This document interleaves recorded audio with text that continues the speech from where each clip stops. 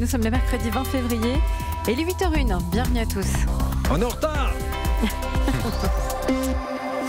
Votre matinale info sur Europe 1 continue avec Nikos Aliagas. Bonjour David Decamp. Bonjour Nikos, bonjour à tous. Allez, toute l'actualité avec vous ce matin. Il y a les proclamations, les manifestations, c'est important, mais le remède au fléau de l'antisémitisme s'appelle l'éducation. Le témoignage d'une professeure qui se bat quotidiennement dès le début de ce journal. Il prendra connaissance du rapport de la commission d'enquête du Sénat depuis sa prison. Alexandre Benalla a été placé en détention provisoire pour violation de son contrôle judiciaire. Et enfin, nous irons faire un tour à Val Thorens. Les skieurs se déplacent dans la station à bord d'un 4x4 très spécial. Il est autonome, figurez-vous.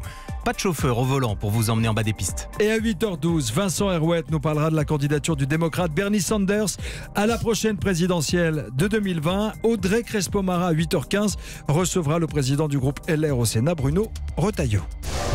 Europe 1. À chaque jour, son acte antisémite. 96 tombes d'un cimetière ont été profanées en Alsace. Quelle réponse apporter à ce fléau? Les condamnations politiques, les manifestations sont bien sûr indispensables, mais pour changer les consciences, le levier s'appelle l'éducation. Écoutez ce reportage auprès d'une professeure qui enseigne dans la région de Lyon. Elle se bat chaque jour depuis des années contre les préjugés. Elle s'est confiée à Virginie Salmen. Pas question de laisser s'installer des idées antisémites dans sa classe. Karima, professeure d'histoire en banlieue lyonnaise, sait que ses élèves, des collégiens, véhiculent des préjugés. Ils vont dire par exemple que les juifs sont riches, sont radins, qu'ils gouvernent, ils ont les meilleurs postes et tout. Et ça, c'est ce qu'ils mettent derrière le mot juif, alors qu'ils n'en connaissent pas. Les jeunes qui véhiculent des préjugés, c'est parce qu'ils sont ignorants. Ils ne savent pas. Sa méthode, qui a fait ses preuves depuis 15 ans, c'est de leur dire qui sont les juifs en les confrontant au terrain. Elle les emmène à Auschwitz, organise des sorties scolaires avec des élèves d'une école privée juive et elle leur montre à tous leurs points communs. Je leur fais comprendre que c'est aussi leur histoire, dans le sens où leur grand-mère, par exemple, à une certaine époque, réchauffait les plats de leurs voisines juives durant Shabbat. Elle cuisinait les mêmes plats. Elles préparaient les fêtes ensemble, chez l'une et chez l'autre. Elles allaient au hammam ensemble, avec les mêmes rituels. Et à la fin de l'année, ils sont moins ignorants grâce à ce cocktail de connaissances, de pratiques et surtout, ils ont acquis un vrai esprit critique. Karima ne jure que par cette méthode et elle voit des générations d'élèves transformés. Virginie Salmen pour Europe 1. Le ministre de l'Éducation nationale a envoyé une lettre à tous les personnels. Jean-Michel Blanquer rappelle qu'une plateforme existe pour que les professeurs fassent remonter tout acte antisémite ou raciste. Et vous évoquez, David, les manifestations et la réaction du président de la République. Oui, des milliers de Français se sont rassemblés hier soir dans toutes les villes de France, notamment place de la République à Paris. L'ancien chef de l'État, Nicolas Sarkozy, était là et il a déclaré « L'État doit répondre, je cite, je suis sûr qu'il le fera, mais il faut le faire maintenant et avec une fermeté extrême ». Emmanuel Macron, lui, n'est pas allé manifester, mais il s'est rendu au cimetière de Quatzenheim, puis au mémorial de la Shoah à Paris. On écoute le président de la République. La République est un bloc. C'est ce que nous formons aujourd'hui.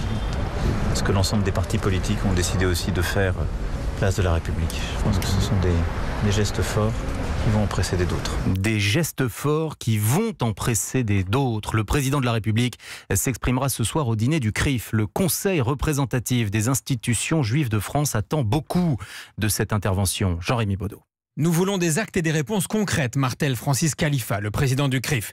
C'est ce message qu'il va adresser ce soir au président Macron au dîner des représentants des institutions juives de France. Francis Khalifa va notamment réclamer que la loi soit réellement appliquée dans la lutte contre l'antisémitisme. Il faut la tolérance zéro, va-t-il demander. Car en coulisses au sein du CRIF, on explique que la législation française est en réalité suffisamment répressive, mais qu'elle n'est pas correctement appliquée. Ça n'est pas assez dissuasif, précise-t-on. Le CRIF qui demande plus de moyens dans la lutte contre la haine des Juifs, que les plateformes Internet deviennent par exemple responsables des propos et contenus qu'elles hébergent.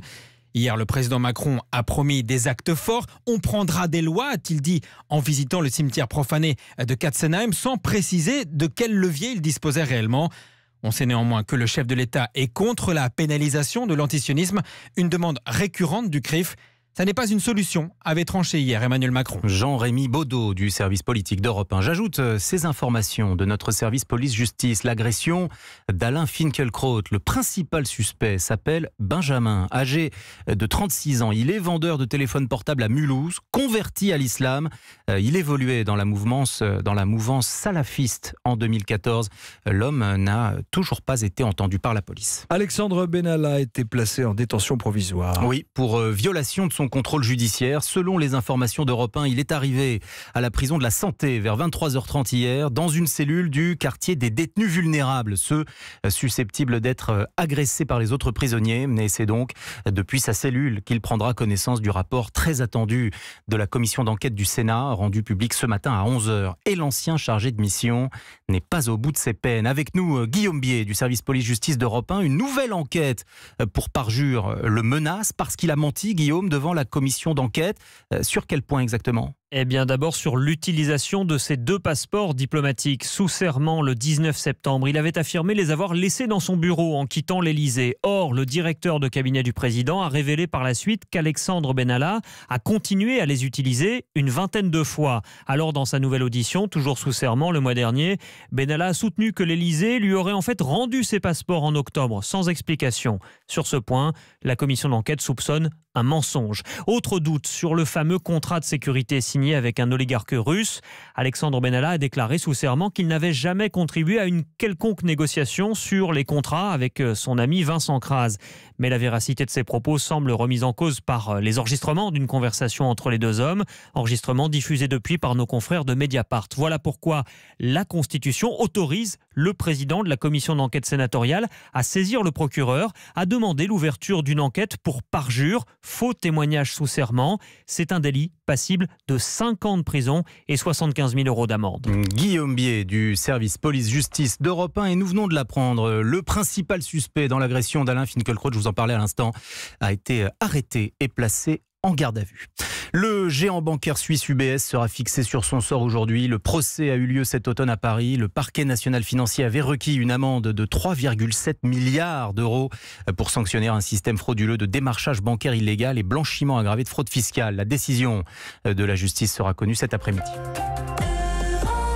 La suite du journal, David Doucan, c'est la grande cause du quinquennat d'Emmanuel Macron, l'égalité entre les femmes et les hommes. Oui, avec entre autres la bataille salariale. À compétences égales, les femmes gagnent 9% de moins que les hommes. Le gouvernement veut forcer les entreprises à changer cela. Première étape, dans 9 jours exactement, les groupes de plus de 1000 salariés vont devoir publier un index de l'égalité femmes-hommes.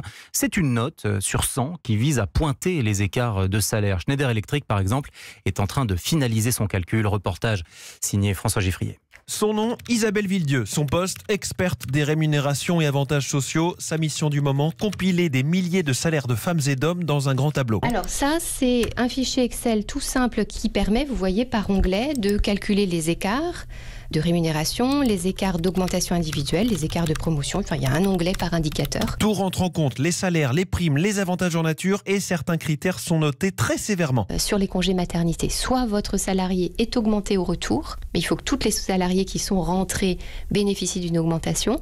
Sinon, vous avez 0 et vous perdez donc 15 points. C'est 0 ou 15. Au total, il faudra avoir la note de 75 sur 100 pour être bien classé. Le directeur des ressources humaines de Schneider Electric, Dominique Laurent, est plutôt serein. De ce qu'on peut voir aujourd'hui des précalculs, on n'a pas de surprise. On avait démarré il y a 12 ans à avoir un budget dédié pour résorber les écarts de salaire entre les hommes et les femmes. Donc on va récolter les fruits de ça, mais il va falloir qu'on continue cet effort. Vous allez regarder comment sont notés vos petits camarades du CAC 40 C'est le principe. Je veux dire, le ministère l'a voulu ainsi. Un peu d'émulation donc et l'obligation pour les mauvais élèves de corriger chez eux les inégalités de salaire dans les 3 ans qui viennent. François Geffrier pour Europe 1. David, vous nous aviez promis en ouverture de ce journal de nous emmener au ski. Eh bien allons-y, direction Val Thorens en Savoie, c'est parti. Les skieurs ont la surprise là-bas d'un transport en commun très spécial. C'est un 4x4 autonome qui évolue dans la station. Pas de chauffeur pour vous emmener au pied des pistes. Reportage Jean-Luc Boujon. Ça y est, c'est parti. Premier tour de roue pour cette navette autonome qui peut transporter jusqu'à 16 personnes, toute seule comme une grande. À la place du conducteur, donc, plein de capteurs électroniques, explique Benjamin Baudet, du transporteur Bertolami qui exploite la navette. Il y a plus de 8 capteurs qui permettent effectivement de voir à 40 mètres tout ce qui se passe, mais aussi de détecter des événements de proximité à plus de 10 cm de la navette. Vous voyez, elle a repéré des personnes, elle va nous bloquer parce qu'ils étaient relativement près et on va repartir. Surtout Navia, c'est zéro pollution en plus puisqu'elle a un moteur électrique, toujours bon à prendre en montagne. Et comme elle a 4 roues motrices, elle est parfaitement adaptée aux stations de ski, assure Henri Coron de l'entreprise lyonnaise Navia. C'est impressionnant parce qu'effectivement, ici, on a testé des côtes à 20%, ça fonctionne. Je pense que ça va donner des envies aux stations voisines des Alpes. En tout cas, le véhicule semble déjà faire l'unanimité auprès des premiers vacanciers utilisateurs. J'étais un peu sceptique, je pensais que peut-être j'aurais une appréhension, mais alors c'est génial. Très silencieuse, très agréable. J'ai trouvé que c'était super bien. Il n'y a pas de chauffeur? Ouais, ça c'est cool. Et puis j'ai vu que c'était commandé par une manette si jamais il y avait des problèmes ou quoi, donc c'était marrant ça. T'as pas eu peur qu'il n'y ait pas de chauffeur? Non, ça va. Navia sera testé tout l'hiver dans la station avant peut-être, si tout va bien, son déploiement à plus grande échelle l'an prochain. Val Thorens, Jean-Luc Bougeon, Europe 1. Bon, sacré coup de klaxon de ce 4x4 autonome. Honk. Bon, je sais que vous aimez le football, Nikos. Oui, vous aimez les buts aussi. Oui. Bon, il n'y en a pas eu hier soir. 8e de finale aller de la Ligue des Champions. L'OL a bien résisté hier en obtenant un 0-0 face au Barça. Et puis 0-0 aussi pour Liverpool-Bayern Munich.